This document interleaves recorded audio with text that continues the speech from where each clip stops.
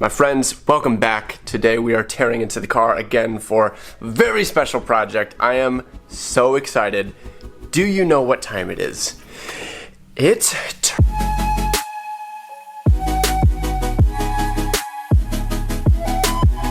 turbo time.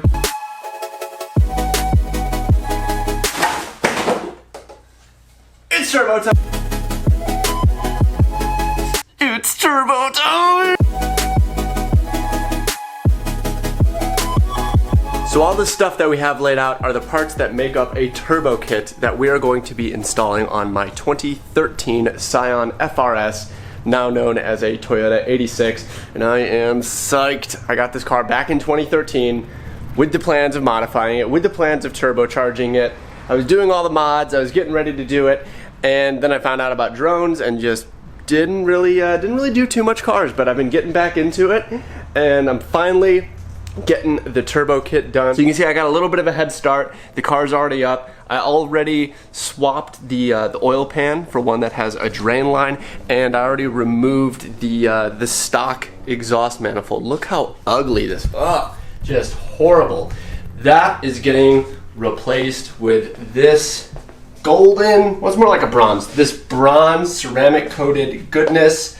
I love it. Now the actual engine is staying stock pretty much, but we're changing pretty much everything that's bolted to it. So I already showed you, we got the exhaust pieces, we got intake pieces, we are going to be getting into the oiling system, we're going to be getting into the cooling system, into the crankcase ventilation system.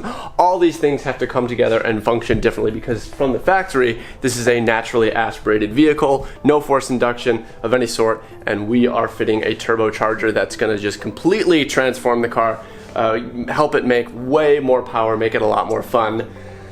So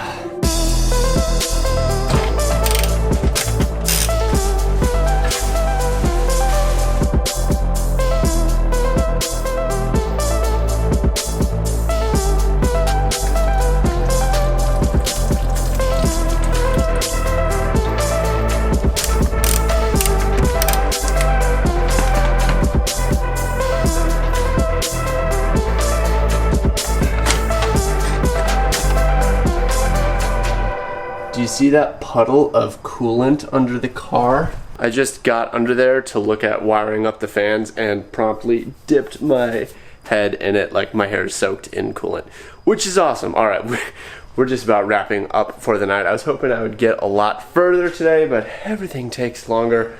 And we didn't even really put any new components in other than the fan. But today was mainly going through getting things buttoned up. One of the things that actually took the longest was there are hoses underneath the intake manifold that you need to add clamps to because this vehicle was not designed to see pressure in the intake manifold, just vacuum. But as soon as you boost it, as soon as you pressurize the manifold, the hoses pop off. So one option was to remove the intake manifold, which that would have taken all day. The other option was to try and finagle tools and tweezers and things under there and add clamps, and that apparently also took a big chunk of the day. But it's about time to wrap this one up. We'll pick it back up when we get to work again in the daylight. All right, we're back at it. We've got daylight. We've got all the things out that need to be out. We've got the slim fans in, and that means it's finally time to put in the manifold, this gorgeous work of art.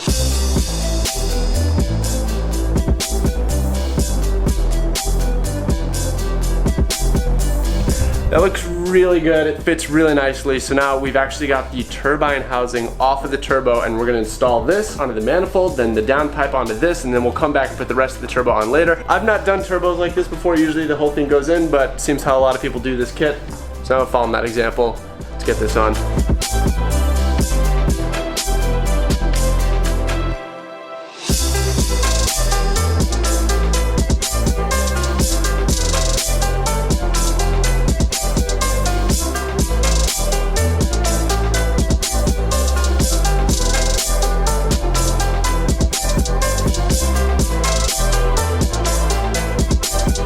Alright, it's looking like we're gonna have to call it quits again for the day. I'm totally feeling all eye of the tiger and we're just like, keep going, but we've hit a couple stopping points. Like, first off, this coupler, which is supposed to go here, it's the wrong size. It doesn't fit on the intercooler fully. and you can like squeeze it and stretch it on, but then it creates fitment issues over here, so the radiator support beam can't fit back on without cutting it. Also, I need a larger socket to fit the oil feed line for the turbo onto the engine. But we made really good progress. I mean, it's really looking like a complete kit here. It's looking pretty dang good. I'm proud of how fast we're moving through this. It might seem kind of slow if you don't understand all of what's involved, but really certain steps that may seem really quick in this video take a long time, like the downpipe, for example. I know it probably looks like in this video we just slipped it in. Oh, there we go. Nope. And the thing about that is after I got it in, I realized there was a different way I could have finagled it and could have gotten it done much quicker, but that's part of the process. The first time you put in a complex system like this, you always have a lot of things to figure out and getting it to fit and all that stuff. But it's better to just take your time, move steady through it, like really just hone in on all the details and get it right. I'm gonna clean up the area. I've been trying to actually put all the tools away every time I stop working. One, so I stay organized, and two, because you know, I might not be able to actually get to it tomorrow. It might be a day or two before I can touch it. So that's it for now. We will once again pick back up whenever I get to get back out there. And we're back at it. So that coupler that I mentioned that I didn't have the right size of, what I ended up being able to do was with a little oil, I was finally able to force the one that I had on all the way. So now it is fitting right. That being said, we're still getting some contact issues with this bar, so we're gonna have to trim it. Additionally, we're gonna drill some holes down there to mount the bottom of the intercooler, so I pulled off all the plastic pieces. So let's get to drilling, let's get to cutting. Hear that? That's my AC condenser. I was drilling this piece of metal to mount the intercooler. The drill slipped, and now I have a hole in my... Well, that just added some time to this whole ordeal, and probably be about 90 bucks to replace that. That sucks. Alright guys, flash forward a little bit. I got the old AC condenser out that I damaged, and I got lucky. I was able to find one locally same day, and I've already got it installed. So we got the old one, garbage, and the new one is in. I mean, it's fine, it's whatever it is, but this is the exciting part. We got the intercooler mounted. The bracket came out pretty good, and now we're just getting things finalized here. Like I said, we gotta do some trimming, and it's coming together, man.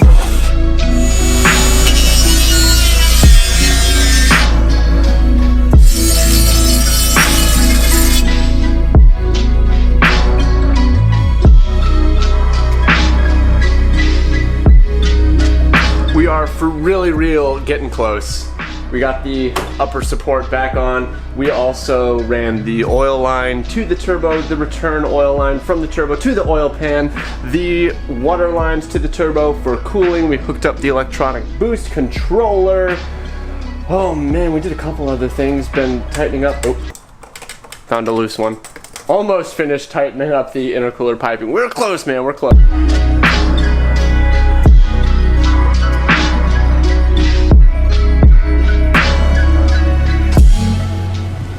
It is time to do the first start. I'm kind of nervous. I've been cool throughout this whole process, but I'm definitely nervous. So we've put oil in the engine. We have evacuated the AC system, and we will recharge that in a minute. We've got the radiator prepped for burping. We've primed the turbo. We've triple checked all intercooler connections. I think it's time.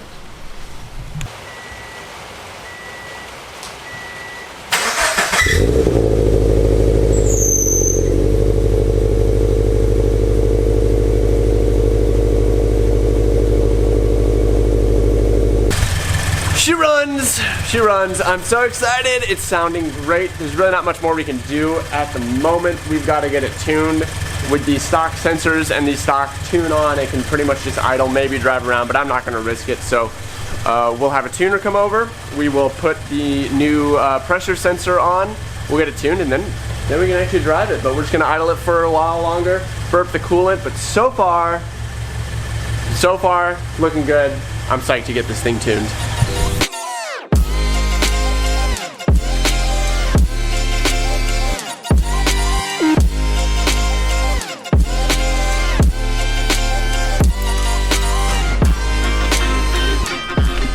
I am so happy with how this came out. This is such a clean kit. Installation took a couple of days, as you saw.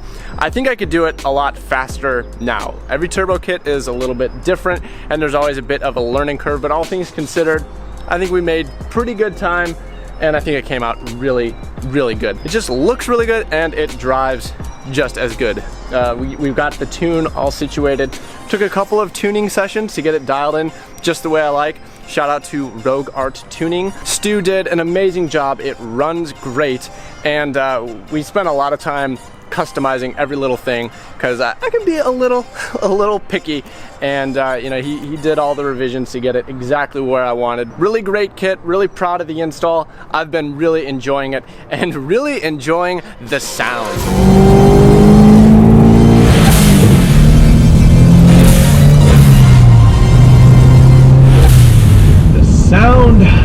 The sound is just so good. It's so good.